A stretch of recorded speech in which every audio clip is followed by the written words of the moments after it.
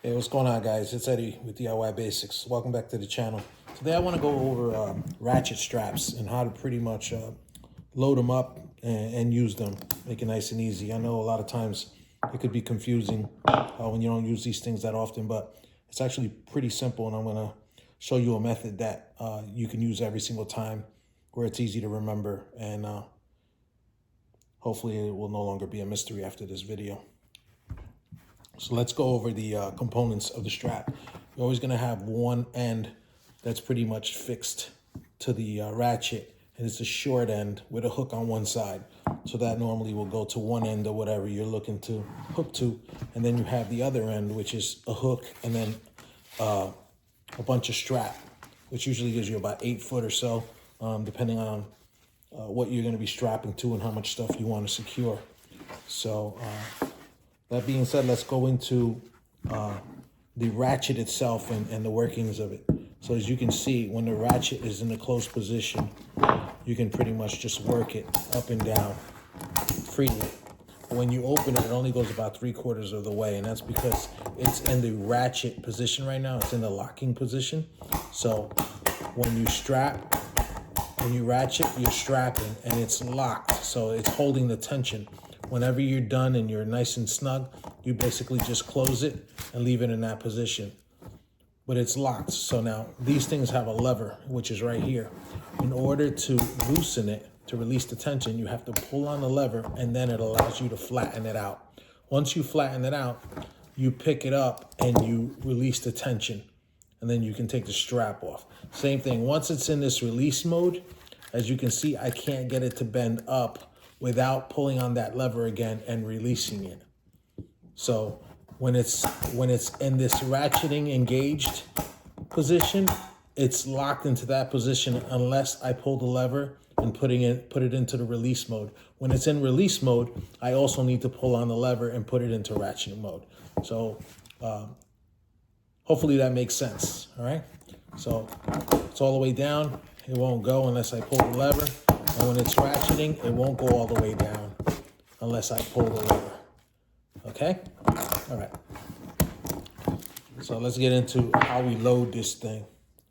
So usually what I like to do is, as you can see, when it's open, you want it to be flat where it ratchets up like this, right? And then when you pull on the lever, you can lay it completely flat.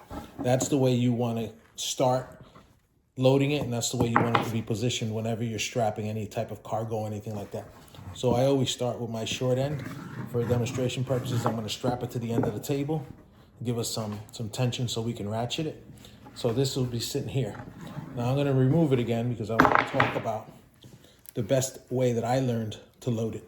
So the way that I've learned to load it is you load it with it completely closed like this, and then you want to stick the end of the strap into this groove here. When it comes out of the other side, you simply just pull it, right? And that's all it is. That's all it is. You're just loading it like that, and then once you start ratcheting it, it starts to pull it. All right, guys. So once you load it, you want to make sure that the strap is nice and flat, that it doesn't have any twists in it like this, because that's going to cause a problem when you're trying to strap it if it's not completely flat, okay? So once you stick this end into it, you want to basically get rid of all the slack. And for illustration purposes, I'm going to be hooking to the end of this table so we can get our tension. But the idea is to pull all of the slack out of the line or the strap itself, right? And then you get it to this point where it's taut. Then you start ratcheting, right? As soon as you start ratcheting, it doesn't take long before you have that tension.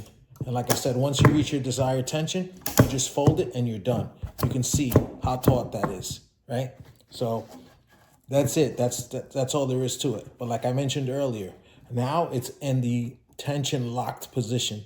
So in order to release this strap, okay, you have to pull on the lever, pull it until you can flatten the ratchet down like that, and then by just lifting up against the ratchet, it'll pull and it'll release, and then you'll have the ability to pull the line out again. And then it's just very simple, just like that, okay?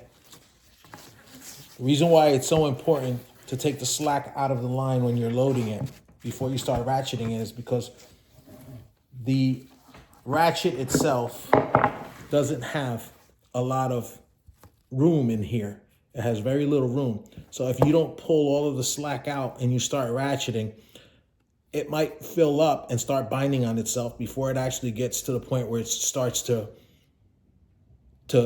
secure whatever you're looking to secure. So you want to minimize that by taking all the slack out of it. So as soon as you start ratcheting, you should start feeling tension right away. That's the idea. Okay. Now once you're strapped in, right? Once you're strapped in, right, you're gonna have all this excess. And this is an exaggeration because I'm working on a 4-foot table, but sometimes, you know, you'll have a little extra, you have some left over, and you want to try to secure this somehow because this can get dangerous. You want to make sure that you secure the excess as much as possible. And the method I use, I just pretty much just fold a section that's about maybe 4 to 5 inches, right? And I just fold it right on top of each other. I leave a little bit extra. And what I do is I lay it right on top of the strap. I take my excess, I wrap it around it, and I just create like a knot like you normally would, right? You just secure it. You come back around, loop it, and there it is, right? Just like that. It's nice and secure. It's not going anywhere. Most of the time, it's just, you know, you're hauling something from point A to point B, and that'll be that, right? And it's over. You just undo those few knots. Right. Your strap will be loose again. And then to release it, like I said, you pull on that lever, and you have to continue pulling on the lever in order to lay it down. When you pick up on the strap, it releases the tension. Okay? That's pretty much it.